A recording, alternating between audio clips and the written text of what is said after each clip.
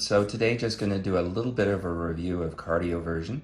So here we have our LifePak 15 monitor attached to our patient, and we'll say we've gone through, of course, ABCs and supporting respiration as needed, and exam and getting an ample history, and have determined this gentleman, I'm going to stake a claim here and say this is a wide complex tachycardia.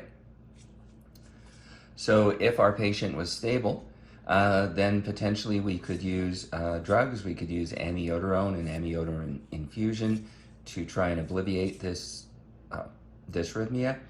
However, let us say that our patient does have some of those bad signs and symptoms we associate with them being unstable. They are short of breath potentially, they have chest pain, they have an altered LOC, they have hypotension, and potentially even pulmonary edema. So we've decided we're going to shock this rhythm. This patient is unstable. So of course we want to deliver a synchronized shock, a synchronized cardioversion. So I'm going to press a sync switch here and look for flagging. So you'll hear this called flagging, or the hourglass or wine glass, looking for the R wave. So we're much more interested in not hitting the T wave. But this machine uses software algorithms within it to determine that this to it looks like the R wave.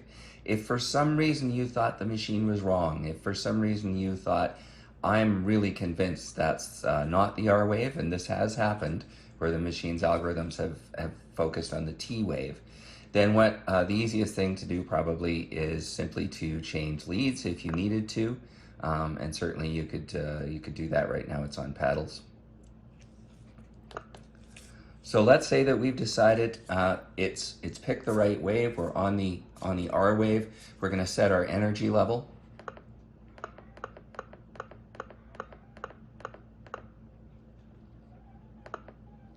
All right, so energy level is set at 100 joules. This is sort of a typical energy level to start at. So I've got my energy level set. I've got things flagged here. Of course, I'm going to explain to my patient what's about to happen, that there's going to be we're going to deliver a shock. There's going to be some pain, but that will be over quickly. We'll be right here with them and all those things. I should also say, it goes without saying, so I should say it. Patients who are about to, especially those in VTAC, and we're about to deploy electricity, those people should be on oxygen, preferably high flow oxygen, even if they're satting normal for the moment. So when we get them through this, we can sort out what's the proper FiO2 for them, but just in case something goes wrong, we want lots of oxygen in the system. So I've explained to my patient, I'm going to tell my partners what I'm about to do. So I'm charging the unit now. Okay, sir, you're going to feel a little bit of pain. I am clear, you're clear, everyone is clear. Shocking. And I press and I hold down the button, and that's to ensure if the machine needs a second or two just to make sure that it's found the right wave to shock on. I'm giving it time to do that. If you just press and let go, what may happen is the machine stays charged and nothing happens. So our patient has remained in VTAC. This is the moment when we would do a reassessment. Are they still awake, talking to us, all those sorts of things? Chances are it would be very unusual for a patient who was unstable to go stable. More likely you have a stable patient who goes unstable. So we'll say our patient stays unstable and that 100 joules did not work. So we're going to increase our energy to 200 joules at this point. We're going to make sure the sync switch is on. Now I should say it does not matter at what point you turn this sync switch on. So if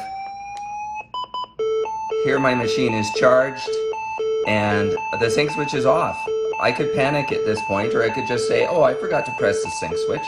Now the sync switch is on and it seems to be hitting all those R waves. So I am going to shock the patient. Sir, you're going to feel some more pain. Shocking now. Everyone clear.